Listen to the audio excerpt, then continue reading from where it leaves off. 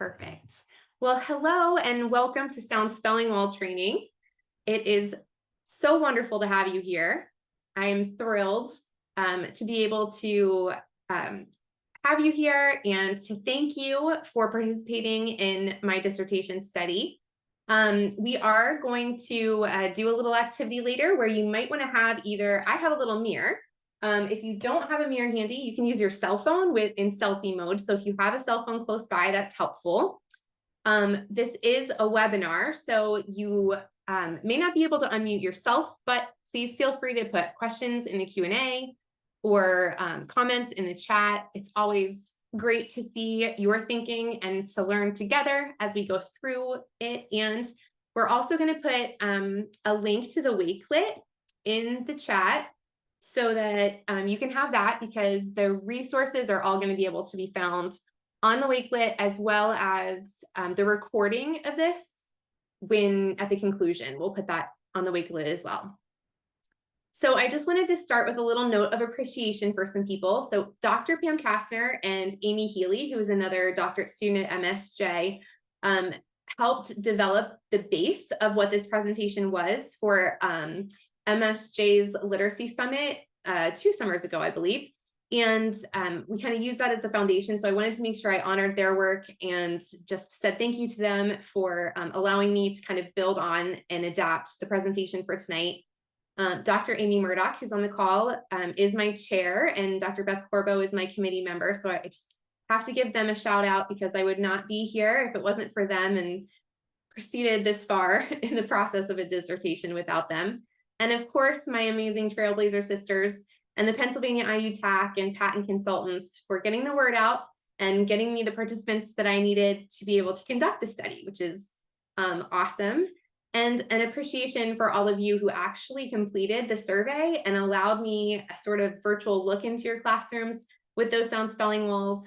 Without participants, our research would be so limited, and it's so important for growing and refining and understanding what we do best for students in our classroom. So thank you so much for allowing us to kind of see your sound spelling walls and for taking the risk of completing those surveys. It is greatly, greatly appreciated. So thank you. So I just wanted to start with just a little bit of information about why I chose sound spelling walls as my dissertation topic.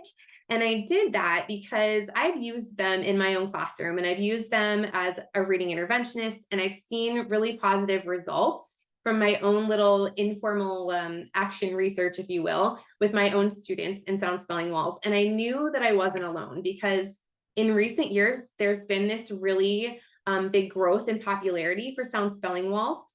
And every day I encountered new social media posts that inquired about sound spelling walls.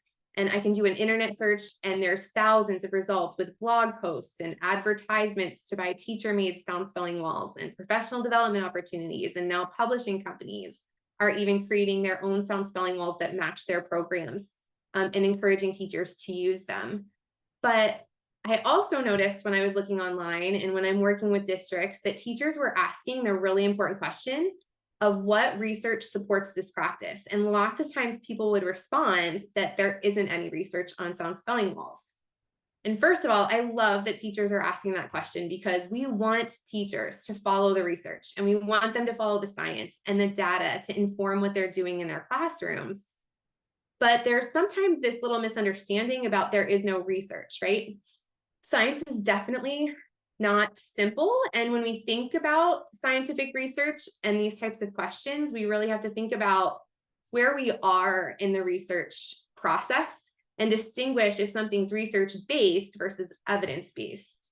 So when we're thinking about research-based, we look at it's when you take research from child development or neuroscience about how the brain learns to read, and we develop a practice or a tool like sound spelling walls that supports that development. And we know that it's likely to be impactful and effective because it's based on research from educational theories and studies. It's grounded in this research.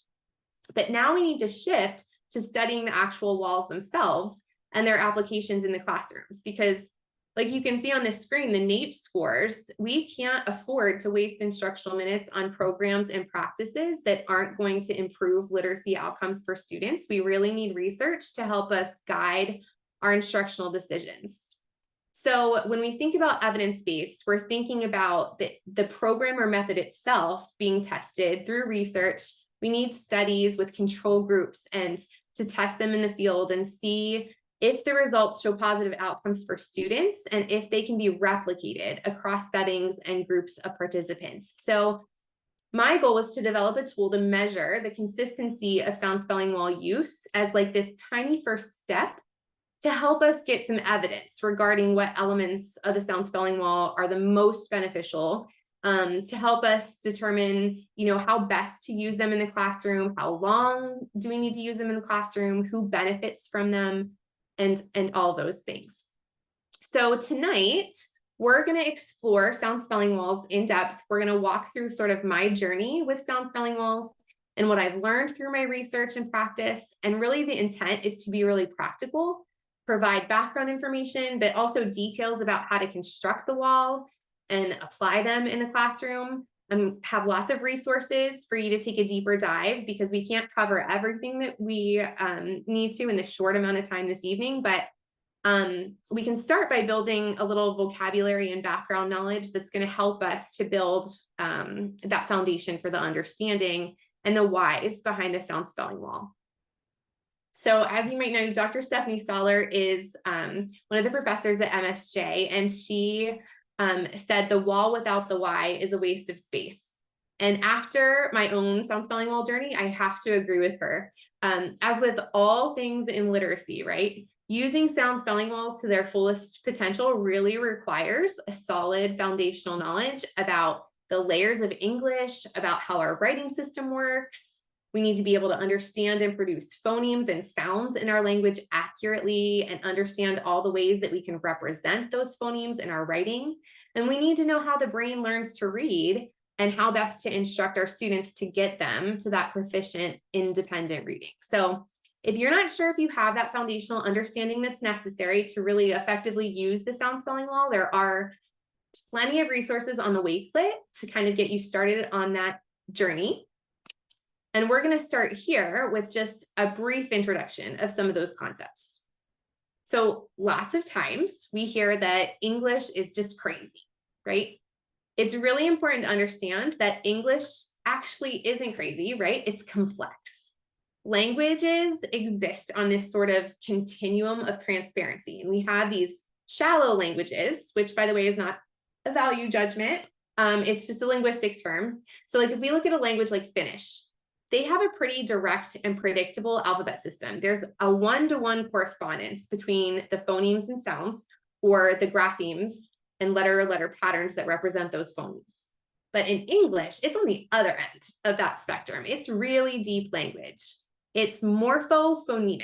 So if you just want to take a second and say that to yourself, morphophonemic. It means that it's organized by sound symbol correspondence and also morphology. English words are spelled according to their sound and their meaning. And there are 5 principles that kind of guide that spelling of the word. Okay, the first one is that sound spelling correspondence. That's the mapping between the sounds and the letter or letter groups. Then we have the orthographic conventions. So if I really love learning about orthographic conventions because over centuries, scribes and the printing press and people who wrote the dictionary, they've all had a hand in changing the spellings of words and establishing those conventions for allowable positions of spelling patterns and orders of the letters, and the 6-syllable types being portrayed by those vowel sounds. So an example might be that in English, the letters J, V, U, and Q can never come at the end of a word, right? So that typically is why you have words like give that have the E on the end, because it can't end in V. So the next one is the position of a sound in word. So a lot of times that determines what letters are used for different spellings. So if you hear oi, at the end of a word, you know you're going to use OY to represent that sound versus the OI that might be found in the beginning or middle of a word. And then we have morphology, which is like the meaning, right? Morphemes provide clues as to the spelling of words. Lots of times words have consistent spellings that retain their meaning, even though the sounds may be different. So if you think of something like the ed suffix, it can represent id, d, or t, but the spelling ed as a suffix is really about the meaning. It's a signal that it means past tense, regardless of how we pronounce it within that word.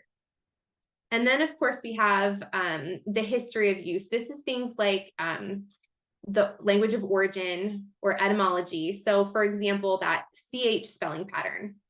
CH in French, like the word chef, or CH like representing the k sound in Greek, like in chlorophyll, or CH representing the ch in Anglo-Saxon words, like the word chest. So the more we know about our language, the more our students know about how our language works, the better position they're going to be in to gain the understanding that they need for proficient reading and spelling. So in addition to knowing those layers of language and how our language works, we also know from researchers like Linnea Airy that we don't memorize whole words.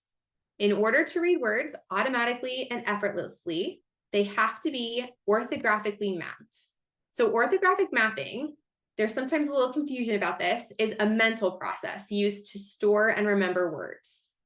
It's not a skill, it's not a teaching technique, it's not an activity, right? It's the mental process. Sometimes I think people get that confused with phoneme grapheme mapping, which can support orthographic mapping, but it's not the same thing. So with orthographic mapping, students connect something new with something that they already know. So in this example, if a student knows the spoken word fish, its pronunciation is stored in long-term memory, and they know what it means. They know what it sounds like. And if they have good phonemic awareness skills, that's that attention to those individual sounds, they can pull apart that word into its individual phonemes. Sh. Right? And just on the screen, we use those virgules, those slash marks, to show that it's a sound and not the letter. And then those sounds become anchoring points for the word's printed sequence. The students can kind of attach those phonemes to their corresponding letter or letter patterns. And then that student is using the power of what they know, that pronunciation, what's natural for them, and attaching it like glue to that printed word, fish, like you see on those graphemes. So the phonemes are the sounds and the graphemes are the printed letters. And we also know from Linnea Airy the necessary skills for students to be able to orthographically map these words, right? They need to be highly proficient with phonemic awareness. They need to be automatic with those letter sound correspondences. And they need to have the ability to accurately and quickly decode a word by identifying its sounds kind of letter by letter and blending those sounds together to read that word. Sound spelling walls can help us with this, with all of those things. So sound spelling walls can assist in that process by anchoring kids' understanding and giving students a resource to scaffold them to independence with these different features of English. So let's start with phonemic awareness. Phonemic awareness is the awareness of the sound structure of spoken words. And it can be a really common obstacle for students. Students have to be able to blend and segment words into their individual sounds and to get to proficient reading. And the problem is that sounds are really elusive, right? We say them and then they're gone, they disappear. And I don't know if you've ever taught, I know Dr. Murdoch has, I don't know if you've ever taught kindergarten or younger kids, but when you're first introducing the idea of phonemic awareness in kindergarten, they kind of look at you like you've lost your mind, right? You say cat, cat, and then you ask them what word it is and they're like, what are you talking about? Or you ask them to break the word into the sounds and they have no idea, right? It's because in oral language, we don't speak like at. we co-articulate, right? We run our sounds together and it sounds like one continuous stream of speech.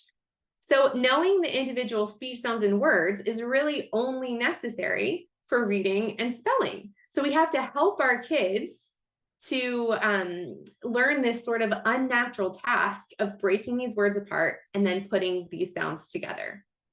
So we think of phonemes as individual sounds, but they're also articulatory gestures. And that means that when we talk about articulatory gestures, it's how those sounds are produced. It's what our mouths are doing. What are our tongue and teeth and airflow and vocal cords doing? And where are they made in our mouth? Excuse me. And we refer to those features as place, meaning where it's made. Is it in the front of my mouth? Is it in the middle of my tongue? Is it in the back? And how it's produced. So that's the manner of articulation. And that has more to do with the airflow. Is something blocking the air? So we're going to see some examples as we go forward about how sound spelling walls can really help students, especially those who are struggling, kind of anchor those sounds and use those articulatory gestures to really give them something concrete to help with identifying those individual speech sounds. But phonemic awareness, it's necessary, it's crucial, but it's not sufficient to become a reader and writer. We have to, as we said, map those sounds to print.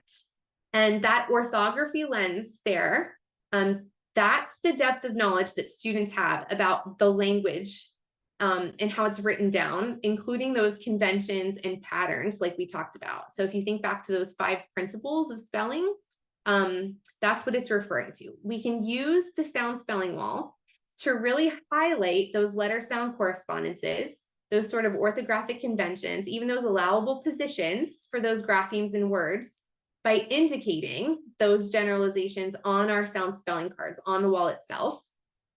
And we even have that morphology lens because when you think about those morphology, we think about those meaningful parts like the suffixes and prefixes. And we can, again, use our sound spelling wall to highlight some of the basic morphology for our students to reference. So it can be a tool for much more than what we've typically seen sometimes them be used for. So now that we have this sort of background understanding, let's go back in time. We're going to go visit my first couple classrooms that I taught in. And the images that you see are my word walls from my very first classrooms. And I learned to put them in alphabetical order from A to Z. And you can see the words that are underneath them are those high frequency words. And they're put under there by their first letter. So if you're looking at this, and I thought the reason that I was using a word wall was to help students with spelling. They would be writing independently, and instead of raising their hand or asking me how to spell one of those words, they could look at the wall and they could pull off one of those high frequency words from the wall and see how to spell it and copy it down. That's what I thought I was using it for. But if you put yourself in a kindergarten position, if you're a kindergarten student and you want to know how to spell the word of, what do you have to know to be able to find that on this word wall?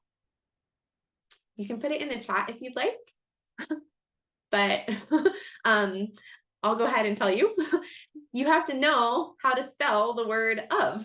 It totally defeats the purpose of putting those words on the wall, right? Because they use it to spell irregular words, but they have to know how to spell the word to find the word. So like in the word of, if they don't know that it starts with an O, they're going to be looking under what letter?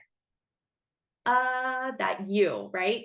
So another example, my students would be trying to write the word she, and I taught them to sound out the word sh-e. So they would tap it out, and then they'd look, they'd hear the sh sound, and they'd look up at the wall, and then what would they do? Because of the 26 letters that I had posted, none of them were representing that sh sound.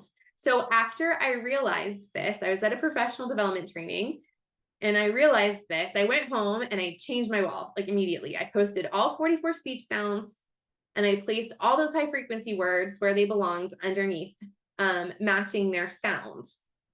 And I patted myself on the back, said, good job, me. But I didn't know what I didn't know at that point, right? My journey with sound walls definitely wasn't over, because it wasn't just about helping students find high frequency words to copy when they're writing. Word walls, the typical word walls, support instruction of high frequency words, using this sort of faulty belief that reading is actually a visual memory skill, right? But there's no research to support that reading is visual memory. So thinking back to that orthographic mapping slide from Linnaea Airy, was the use of this word wall in my classroom helping my students get to that automatic word reading? Definitely not, right? No. Was it helping them learn to become independent spellers? No, right? English has 44 speech sounds with over 200 spellings, and I was trying to make them all fit under those 26 letters. My wall was definitely built for me. It was built for somebody from the perspective of someone who could already read and spell, not very helpful for a kindergarten student. So let's talk about what sound spelling walls are and what they aren't. So first, sound spelling walls are meant to be not just replacements, right? They're instructional tools. They're not wallpaper. That means that we have to make sure that they're accessible to our students from kind of anywhere in the classroom. We have to kind of use them daily. We want to reference them across subject areas. The goal is to use them and get the students to be able to use them independently of you. Sound spelling walls are arranged by speech sounds, not alphabetically. And they're not just about speech, though. It's also about the graphemes, like I said. It's also about the spelling patterns, and it's even about that basic morphology that we can use with those walls. They help students connect phonemes to graphemes, but they're doing that from a speech to print, what's natural to what's not. They are not print to speech. We want to use sound spelling walls to introduce new sounds and new spelling patterns. And they are not a direct replacement, like we said, for word walls. It's not about the high frequency words. Sound spelling walls are more than just this direct replacement. They're also used for targeted error correction, especially in spelling, which is why I went from calling them sound walls to calling them sound spelling walls, because they're not just about the sounds, right? They're about mapping those sounds to print, and the spelling is just as important and just as useful for those sound spelling walls. They're meant to be dynamic tools. They're intended to be owned by your students. We want to have the students help us construct those walls so that they have the ability to refer to them later. Okay, if you have any questions, please throw them in the chat. I'm more than happy to stop and answer. But when we construct our walls, we want to make sure that we're constructing them in a way that's going to give us and our students the most powerful information. So what you're seeing on the screen is my third iteration, not my final iteration, of my sound spelling wall. And you can see that at that point, I had it organized by manner of articulation, or how it's formed, which is good. That was a good thing. It was a good step in the right direction. But what important information did I leave out? I left out the place of articulation. And there's a reason that we want to make sure that we include both place and manner of articulation in our display. And hopefully that's going to become evident as we move forward with the use of sound spelling walls. But first, let's just walk quickly through this kind of purposeful layout here. So our brains are pattern seeking, and we can categorize phonemes using 3 characteristics. The first one is if a phoneme is a stop sound or a continuous sound. Okay, so if you hold your hand up to your mouth and you make the shh sound, feel that sound. Shh. What do you feel? It should be like this constant push of air, right? The air movement's going in the same way. Now contrast that with like the first sound in pig. What did you feel there? It's not that steady continuous, right? It's a puff of air. The air movement's different, right? So the first one, that sh sound, is a continuant sound. I can say continuant sounds for as long as I have air in my lungs. I can keep saying it. Shh. It's this steady stream. On the other hand, that was a puff of air. I can't hold that sound. I would have to, right, keep saying it over and over. So Linda Bell calls those that sound a lip popper, and that's kind of what I think of when I do it. My lip pops. It's a stop sound. The air stops flowing. The second way to categorize a sound is if it's voiced or unvoiced. And of course, I wore a turtleneck here, but if you put your hand on your throat and say, like the first sound in van, what do you feel? Do you feel that sort of vibration there?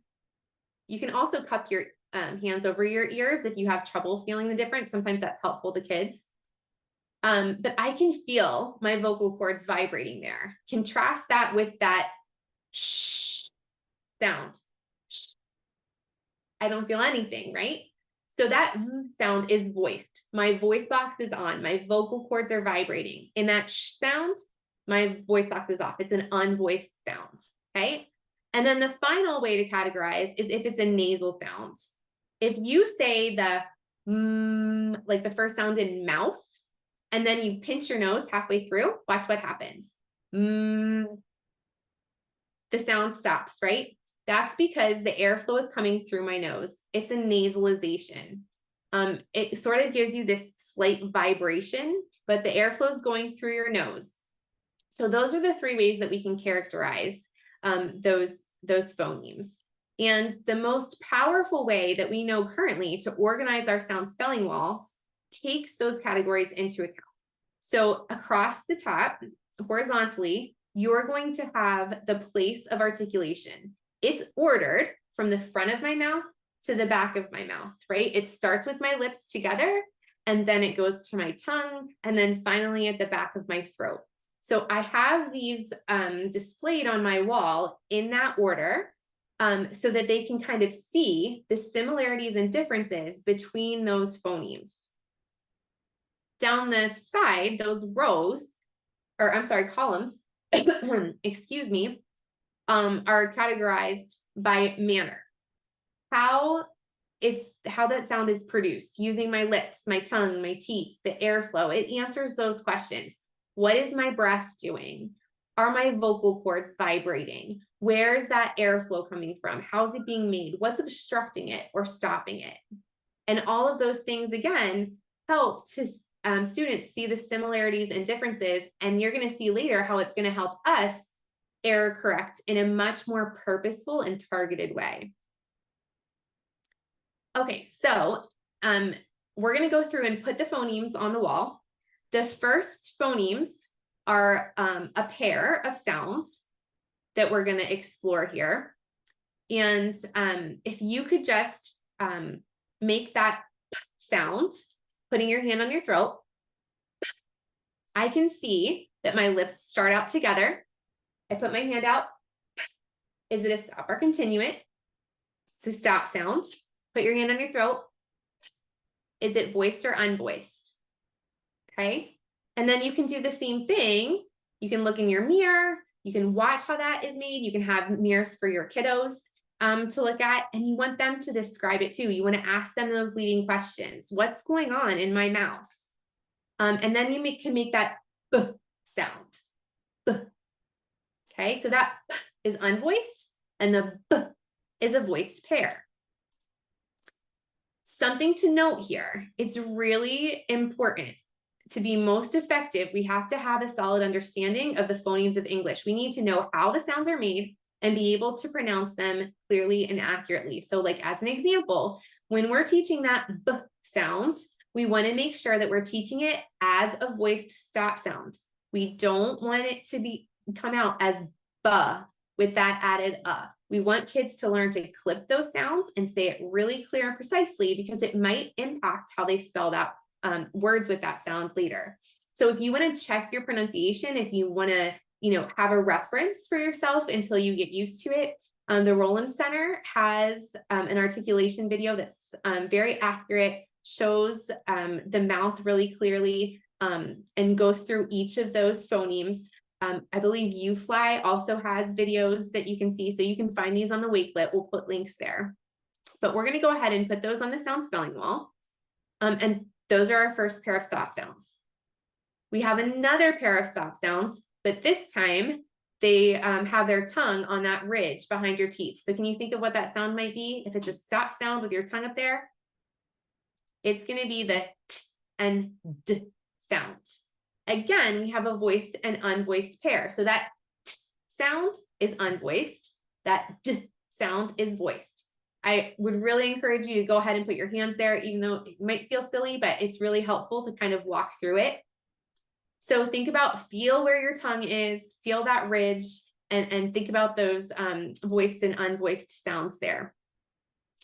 And then finally, we have ones at the back of our throat, and that's going to be the and the g.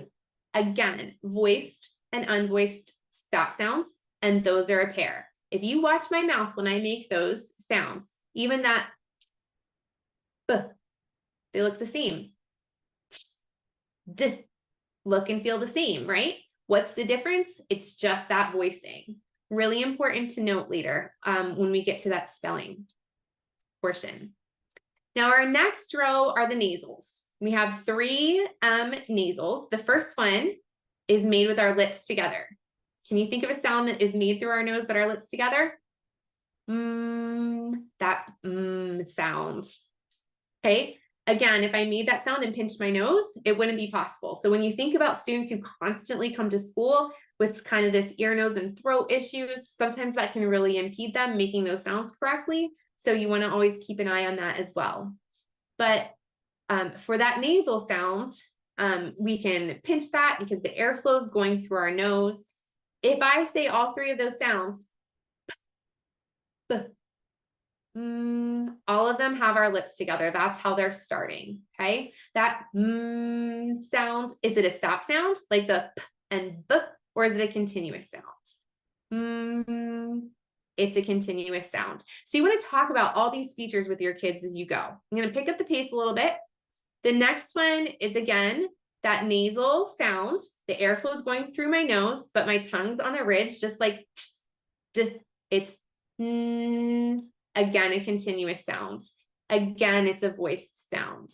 And then at the back of the throat, this one's probably one of the trickier ones, even for teachers, if they haven't been taught this way. So that last sound is like the last sound in song. I used to think that it was 2 separate sounds, that sound with the g, but it actually is its own unique sound, that sound way back in your throat. Kind of tricky for kiddos to practice. It's harder because you can't see it, right? It's not as easy as the p and the b and the m, because it's not as visible. It's too far back. But they will get it.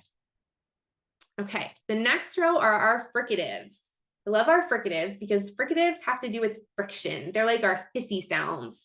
There's something in that sound that's producing friction, something obstructing that sound. Maybe it's your teeth or your tongue or your lips. So there are 4 voiced and unvoiced pairs.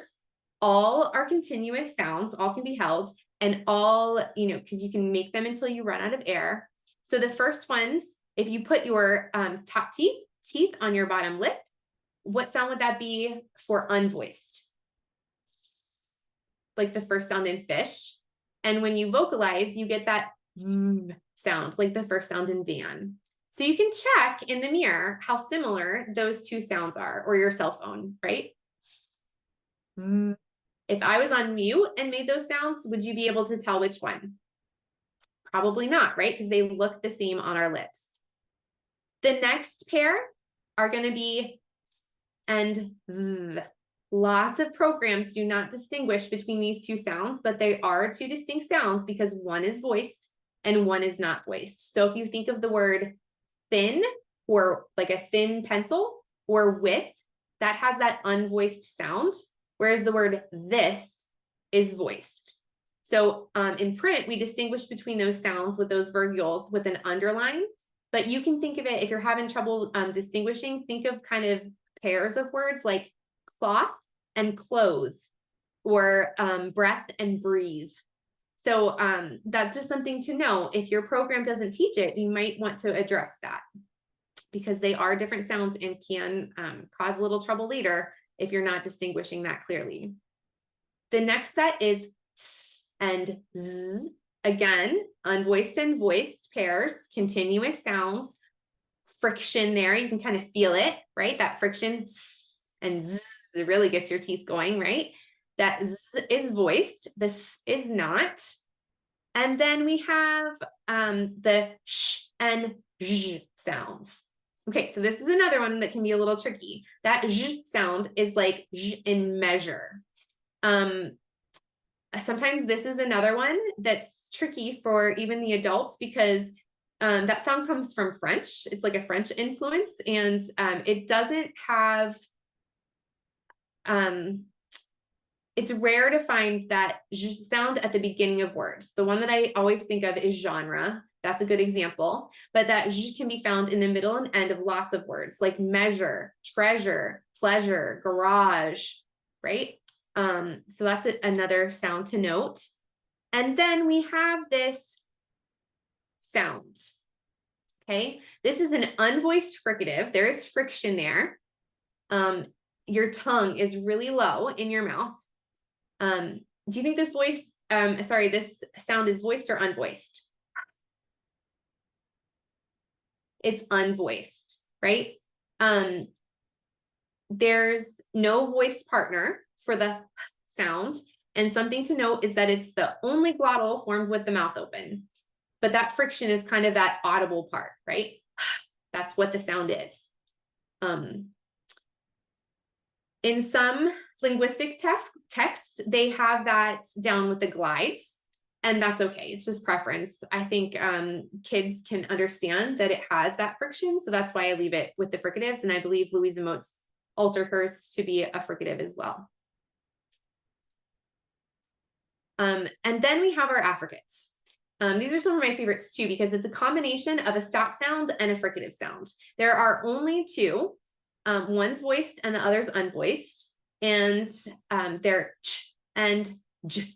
If you think about affricates, sorry, it's like playing tug of war. You know, when you're playing tug of war and you pull back really hard on that rope, and then all of a sudden you let go, right? That's sort of what these sounds do. They build up a lot of friction and then they just release. Ch, j. Okay, so far we have their 8 voiced and unvoiced pairs. And it's significant that these only vary in voicing. That manner of articulation is the same. It's important to be aware for us as instructors, because it can really be confusing for students sometimes. So if you read through those 4 sounds in that column, watch my mouth. Could you tell the difference? Again, probably not, right? So you want to make sure that your students understand how to contrast those sounds as well. But they're going to look the same. Okay. Then we have our glides. Glides are difficult. As we go down, they're kind of more difficult to perceive. The glides are difficult because they sort of glide into that vowel, and it's really hard to segment them. So you want to introduce, the first one is that hwa and w sounds. The one that's represented with the WH, that is more of a British pronunciation. And honestly, I think of Brian from Family Guy when he talks about, or no, Stewie, the little boy who talks about, he had a commercial about wheat thins. That h sound is what we're representing here. Sometimes teachers remove that sound and just display the w, because we don't differentiate that sound in American dialect. However, I leave it up because I think kids like that story, and it kind of helps them understand why words like which and when and whether, they have that WH. What's that about? And you can tell them sort of the history behind those words with that sound. And then we have our Y sound. Okay, so this sound can be tricky. Lots of programs will teach it as ya. Sometimes if you're having troubles, I would refer you to your speech and language person at your school. Sometimes it's helpful to have your hand under your chin. If your chin drops, you're starting to say that vowel sound. So it's kind of like this continuous sound, like you're gonna say yellow, but you stop. Okay, and then we have our liquids, which again are tricky because it's like if I had my hand out and I poured water in it, what would happen? The water kind of goes everywhere, right? That's kind of the illustration that I have for these sounds. They don't stay in one neat place. They're really influenced by the sounds around them, and it makes it really hard to distinguish them apart. They're hard to say in isolation. They're hard to describe because the tongue sort of floats around in there. That l and r are problematic for kids because of that hard description. The one typically represented by the letter R is especially tricky because lots of times we'll say because it's really hard to isolate, but that's a different phoneme. That's on our vowel valley, that vowel R, So when you're having difficulty with it, you want to think of a keyword like rabbit and just stick with that first sound and then chop it off. Is that sound. Again, if you're struggling with it, with those sounds, look up one of those resources on the Wakelet that kind of models for you how to pronounce those. Okay, so that was our consonant chart. Again, it's going to be really important because anything that is in a row is easily confused, can be easily confused because they have so many characteristics that are similar. Anything that is in a column, again, same thing. If I looked in a mirror down the column, I wouldn't be able to tell much difference, right? That rounding is there. It's hard. So it's helpful to me as a teacher to be able to tell, why is my kiddo spelling that word that way? Well, it's probably a phonological issue. They might be having trouble distinguishing between some of the features in those phonemes, and I can then use the chart to help error correct for them. And then anything in the box, anything in one single box, so that p and b is easily confused as well, but the difference would be voicing. Okay, so we're gonna do some examples of that a little bit later, but that's why it's so important to have this sort of set up in this manner. So the vowel valley, what is a vowel? Well, it's not a consonant. It's an open sound. They're all voiced. Vowels are at the heart of syllables. It's like the nucleus of the syllable. Every syllable has to have a vowel sound. We teach 18 vowels, and then we have that schwa, which could be its own evening professional development. And we have those vowel R combinations on our chart as well. And the reason that they're in a valley is because they go from our mouth being tight and smiley to open wide. So if you look, our first sound in the upper corner by that tight smile is E. Think of the word cheese. That's why photographers tell you to say cheese when they're taking your picture, right? Cheese, because it's a tight, smiley sound. Contrast that with that most open sound of ah. If you think about going to the doctors and they're trying to see down your throat, what do they tell you to say? Ah, because it's the most wide open. So the reason that we have them in this formation is because it follows where it's produced. So watch my mouth when I say this side. E, I, A, I, ah. Did you see my jaw start to drop? Okay, then at the other side, we kind of go back to those back rounded sounds. Ah, o, u, with that glided U. Okay, we have our diphthongs.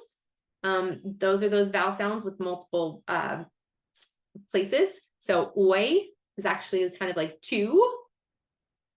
Ow, those are going to be over there. And then we have our vowel R. I do purposely call them vowel R and not R controlled or bossy R because it helps students remember when spelling that the vowel comes first. Sometimes I'll have students transpose, they'll say RE or they'll write RA. Calling them vowel R helps them remember that the vowel comes first. So we have R, and or. And then of course that tricky schwa sound. Schwa is this kind of lax, empty vowel sound. Again, there's a resource on the Wakelet for it. Typically, it represents the I or the Like if you say Alaska, it's spelled with an A, but we hear that sound. Or the second vowel sound in wagon, it's spelled with an O, but it sounds like an I, right? So it typically represents the I or the but it can be spelled with any vowel. Really tricky for students. So you definitely, we don't have enough time today, but you could do a deeper dive. There's some information in Louisa Moses' book, Speech to Print. Gotta love that one. So that's a great resource if you need some more information.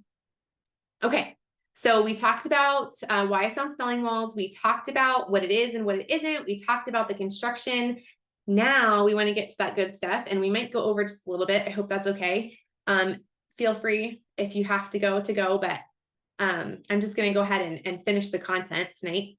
So we're going to go ahead and talk about the application part, right? This is the good stuff that we want to know. How do I actually use this wall and not make it wallpaper?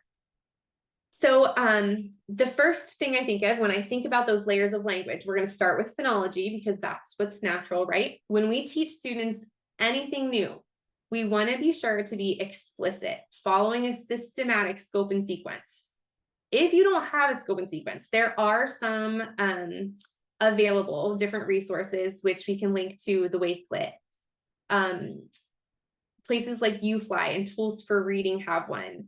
But no matter, there's no one set, perfect scope and sequence, but you want to have one, and one that generally goes from easiest to most difficult.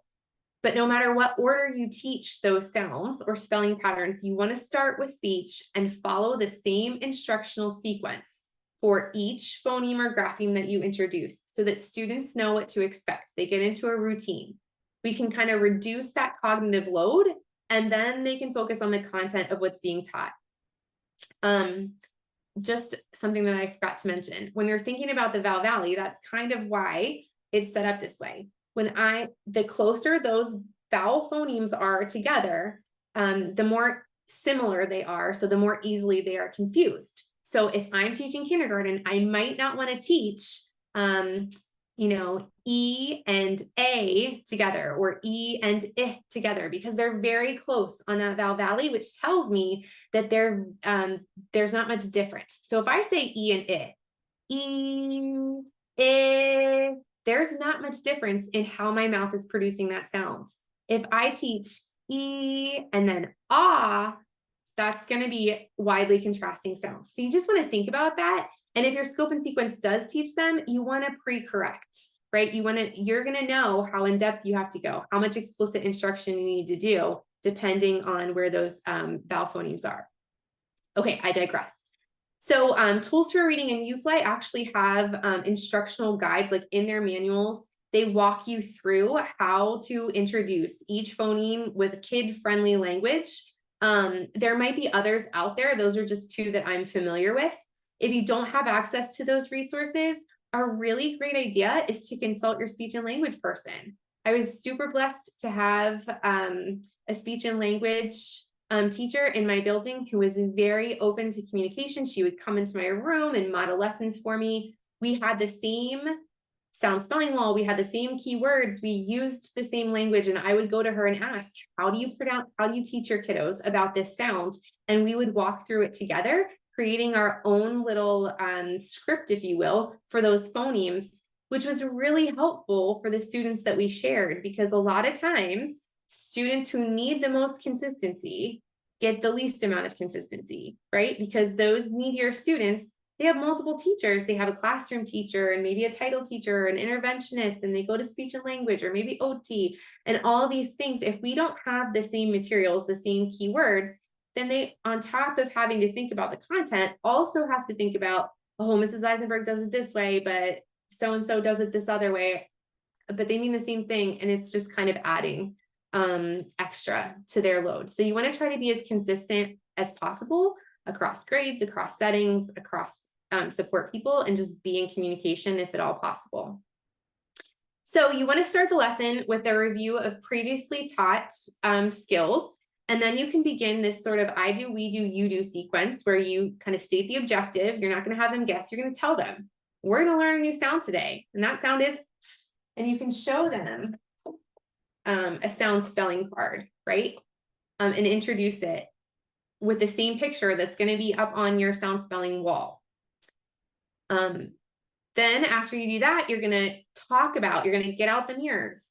You are going to first do an I do and describe the place and manner of articulation. You're going to use your sound spelling wall for reference. Then you're going to have them try to make that sound together, looking in their own mirrors. You're going to have them, now you try it. You make that sound by yourself. Can you describe it? You can use those questions to help guide the conversation, but you want them to think about it. Where is that sound made? Is it at the front on my lips? Is it in the middle with my tongue? Is it in the back by my throat? Is it a stop sound? Is it a continuous sound? Does the air go through my nose? Is there anything blocking that air, like my tongue, teeth, or lips? Is my voice box on or off? Talk about all those details, right? Then you want to do a little phonemic awareness activities. You want to say some words and give them a thumbs up if they hear that sound in the word, thumbs down if they don't. That's going to be really telling if they can hear it or feel it within those words. And then you can ask them if they do hear it in there, is it at the beginning of the word, the middle of the word, or the end of the word? Right? Where do you hear that? You can introduce the new grapheme, and you want to have any special considerations, right? Some really good resources. I love the ABCs and all their tricks. Unlocking the Logic of English. Spelling for Life, of course, Lynn Stone. Louisa Montes' book. And Beneath the Surface of Words. They're all good. And for morphology, which we're not talking about right now, but this is the Oxford School Dictionary of Word Origins. It's a really fun book that's actually intended for students to be able to look up words. So that's a really fun one. Then you're going to instruct them on letter formation or writing. If they've never seen that word before, or if this is the first time they're being introduced to that grapheme, those letters, you're going to practice that letter formation. If not, then you can practice it in words. You want to follow this structured literacy lesson that follows this like transfer to text. You're going to go from sounds to words to sentences. And again, that could be its own professional development. There's links on the Wakelet to lots of good resources for structured literacy and what that actually means, what my lesson plans should look like for that literacy lesson. Okay, so another great thing to consider is using your sound spelling wall for daily review. You want to use it all the time. So Dr. Pam Kastner had created this for our last training, gave me permission to kind of adapt it and use it again. This is kind of like a month worth of questions that you can ask. Things like, you know, you do the review before you're introducing a new phoneme, and you want to ask them which consonant phonemes are continuous. How do you know that? What are our vowel diphthongs? What happens to our mouths when we do a diphthong? Oh, it's got two movements, right? All those things, but you're asking the kiddos those questions, asking them to find a certain phoneme. Tell me all the voice stop sounds, all those things. It's really powerful if there's a question that's going to relate to the phoneme or grapheme that you're going to introduce too. So you can be strategic when you're planning it. But this is just an example that you can use to kind of give yourself some ideas. And that's also in the Wakelet. Okay, so what about those high frequency words? We talked about those word walls and those high frequency words.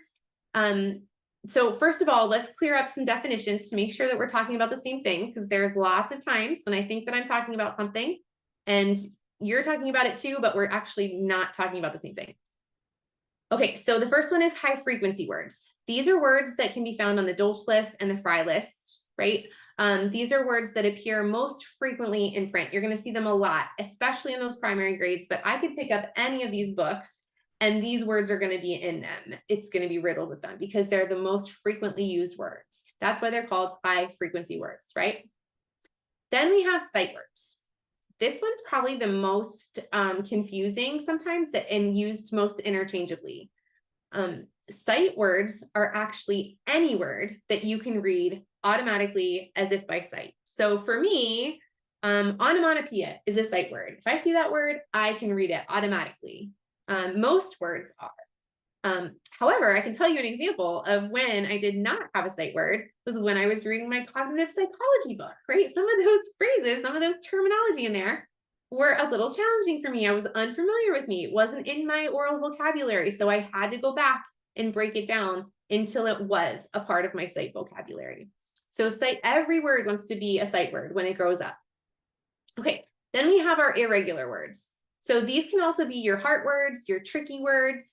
These are words that have at least one irregularly spelled part of the word, okay?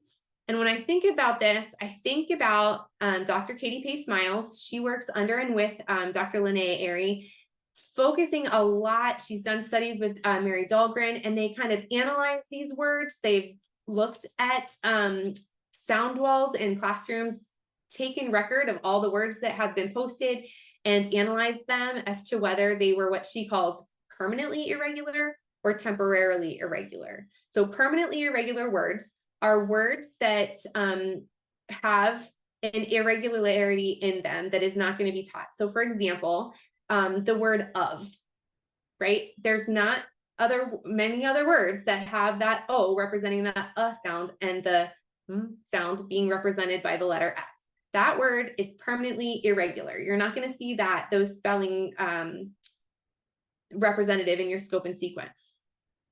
But if you think about temporarily irregular words, if you're teaching in kindergarten and you have the word this, but you haven't taught the sound yet, that's going to be temporarily irregular until it's taught in your scope and sequence. Once that sound is taught represented by that TH, that word is completely decodable. So it's not an irregular word anymore. It's only temporary. So what makes a word decodable is the reader, right? What are my skills?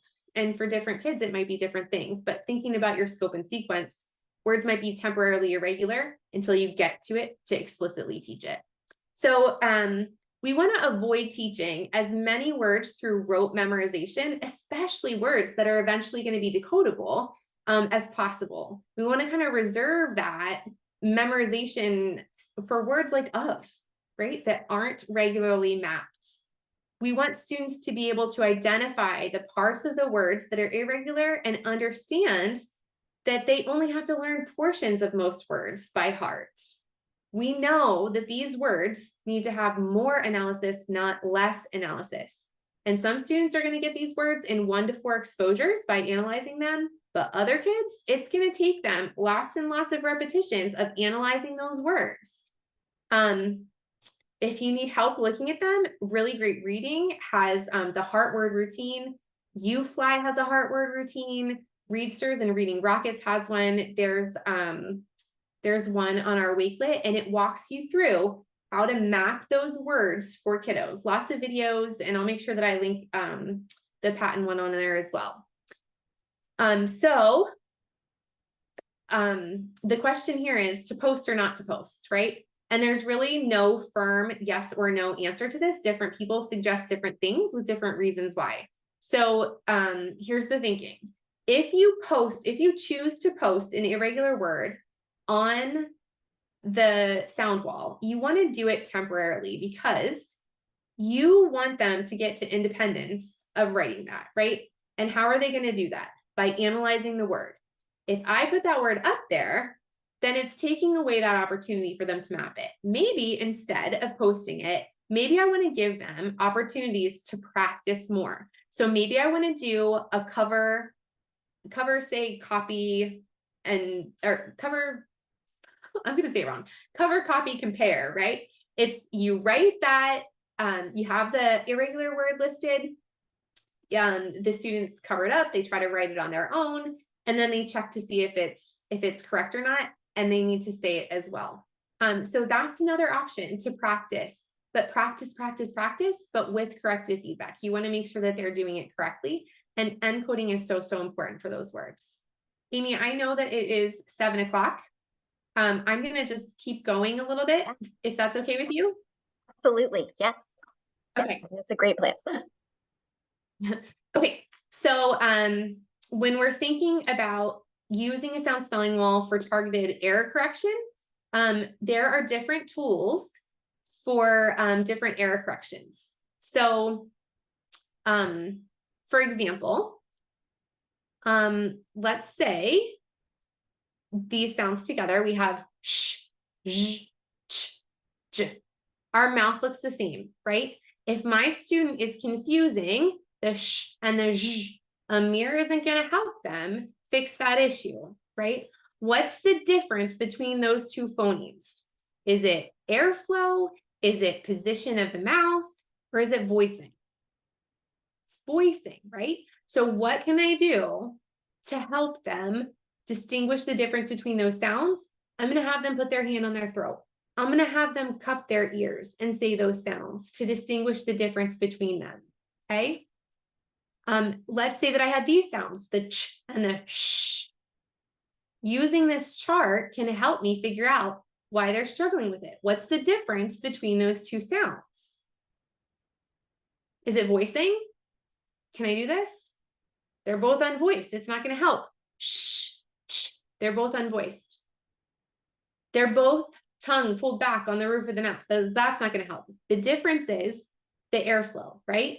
Shh is the continuous sound, and that sh is that frictiony stop sound, right? So I can use my hand, shh, or I can have them use the tissue, right? This probably isn't going to show up very well. Shh. Versus, did you see the difference between how it goes? So anything that you can do to anchor those differences for your kiddos.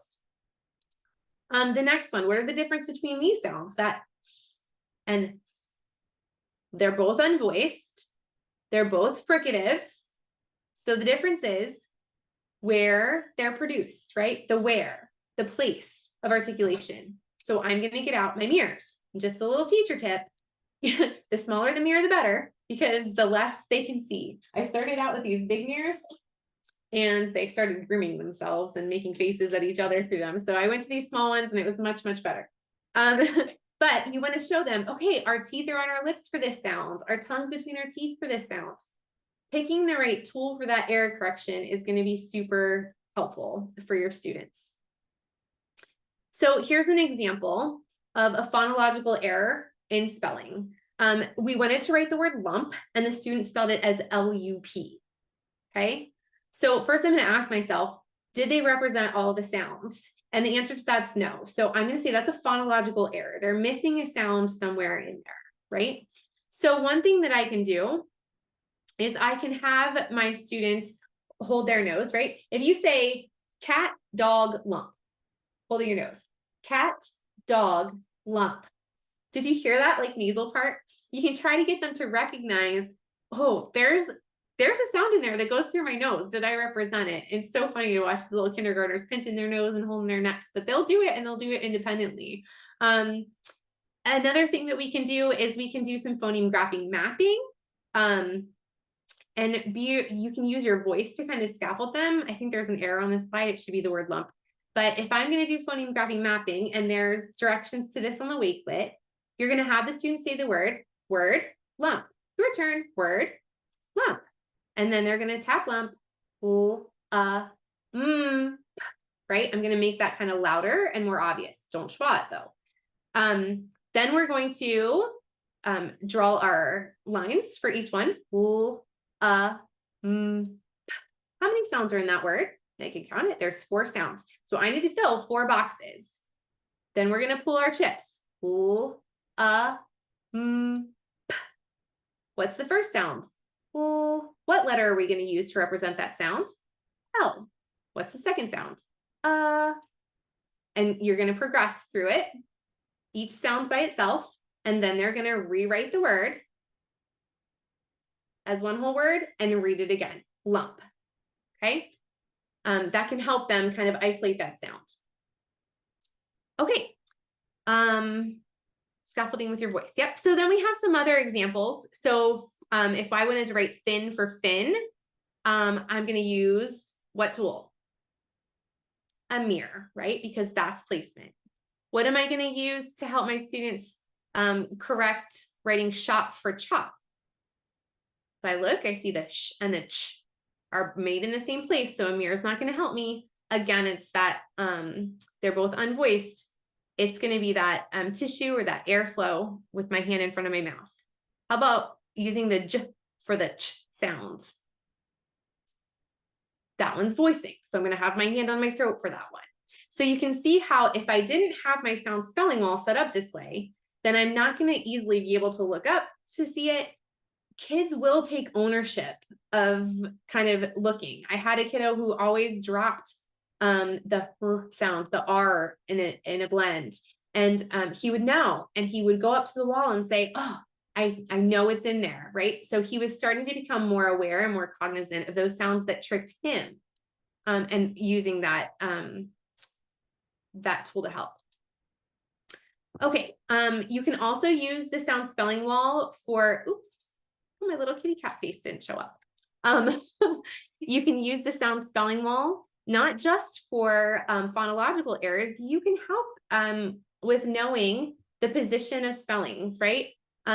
Helping them learn when to use the C or the K to represent that sound. When I display this, I'm going to display all their spelling options. Different programs do it different ways. So some programs have like tools for reading cards, have all of the spellings on one card with one keyword. These ones are for foundations. So there was a different keyword for each spelling pattern instead of each phoneme. So we just made them different cards and put them up. I do recommend, so I use highlighting tape to cover up ones that we haven't covered, because I always have a high flyer who's ready for the next part, but I want the class to know that we haven't explicitly taught it. So they're not going to be held accountable for the ones that we haven't been explicitly taught yet. But putting those on there and teaching them and highlighting, okay, and explaining, they're going to be able to use that keyword cat to remember, oh, if I'm trying to decide whether to use a C or a K, K takes I and E and C takes the other three, but how do I remember that? One way is that they can look at that sound wall and see that keyword. If they want to remember that CK comes at the end after a short vowel, again, they see that highlighted on there that it's at the end of that keyword, and that's just kind of a helpful resource for them. Let's see. BD reversals, right? Can you believe that you can use sound spelling walls for BD reversals, right? I teach my students, they always, sometimes we do the bed trick, and sometimes, you know, there's all kinds of different ways to help students, but I tend to use that phonological reference. So when we make the B sound, B, look at that, look at my sound spelling wall picture. My mouth makes a line first, so my pencil's gonna make a line first. Really important that you're teaching them letter formation, and that when you're teaching them letter formation, their pencil does make a line first, but it doesn't on the D, that you do the circle first. But that's a great way that they can use the sound spelling wall to help clear up those sound spelling reversals. Sorry, those BD reversals. Again, positioning. I can see if I want to spell spoil, we can have a conversation about, oh, let's look at the sound spelling wall. Where is that oi found? And you can have some kind of indication of if it's always at the end or if it's sometimes not. So you can have that, those keywords help out there. And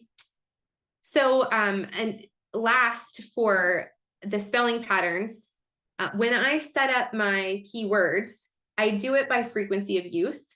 This one's set up using Hannah, Hodges, and Rudorf's, the 1966 frequency charts. I think I got it from the letters version, but Auburn has its own list published on their website that I can put on the Wakelet.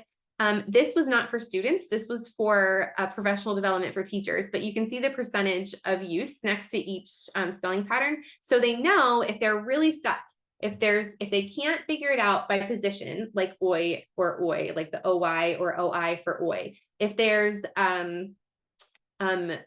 no limitations to where it can be used, like the CK at the end, if there's no other strategies, then they can use frequency of use. I can reasonably estimate that, the ER is going to be the most frequent spelling for the sound in words. Okay. So that's just another strategy to give them if you post it in that way. Doesn't always work, but it can help. Just one note about English language learners and dialect. So English language learners and students who speak different language varieties can also definitely benefit for some special considerations. It's really important for teachers and reading specialists to have an understanding of the phonemes of all the languages that are spoken by their students. So there are different resources, like Asha has this one, where you can compare the phonemes of English to the phonemes of different languages like Spanish, and they code it and tell you which ones are shared phonemes and which ones are unique to each of those languages. So on this chart, you can see that the shared phonemes are in that like fuchsia color. The red ones are Spanish only, and the blue ones are English only. And this information can really help teachers identify which phonemes are the same across languages so that they can kind of leverage what their students know and help students make connections to what they're trying to learn. And when phonemes are new or unique to students, I can then plan for more explicit instruction, more teacher time, more practice, more attention being drawn to those sounds for those students, helping them produce those sounds. And students are going to need even more repeated practice with those phonemes that aren't found in their native language. So I know that Antonio Fierro, who is does a lot of work with sound spelling walls and English language learners, he is coming out with some resources with like some crosswalks of different languages, some Spanish sound spelling walls to compare, and has some sort of recommendations. So I'll post some of his professional development on the Wakelet as well. Okay, guys, talked a little fast there at the end, but I think, got through all of our agenda items. We did our sound spelling, the why behind my study. We talked about the why behind sound spelling walls. We talked about what they are and what they aren't, and constructing those and considerations for how to lay them out. Some applications in the classroom. Please know that that is not a limited, like, not an oh my goodness, an exclusive list, right? Like there's more that you can do with sound spelling walls. And then of course you have that Wakelet resource. So please feel free to check it out. If you here are some references. I'll definitely put my list of more extensive references on the Wakelet as well. And just thank you. If you have any questions, I'd be happy to stay on. But I appreciate Amy staying on an extra 15 minutes to finish that content there. Thank you so much. And thank you, Shannon, for coming. Fabulous. Yeah, that was so good. Oh, we do have a question. Oh, Shannon just says, thank you so much. This was very helpful. Thanks, Shannon. I'm so glad that you could make it. You're appreciated. Yeah, it was wonderful. Thank you so much for sharing your extensive knowledge on this. I learned a lot. I wrote down the BD. I'd never thought of using sound spelling wall for BD reversal, and I have some little kiddos that just is plaguing them still in second grade. So that's a great tip. So thanks so much, Tambra. This was wonderful. I learned that from a speech and language pathologist, actually, and she was teaching me. But the key is to make sure that their letter formation is the same too, right? So yeah, and they do know that. So when they have that tip, which is a good one too. So yeah, which is so great with spelling, because you can have other tips for when they're reading, but for spelling, you're right. That's a great one. So, thank you all for joining us, and thank you so much, Tambra. Well, thank you.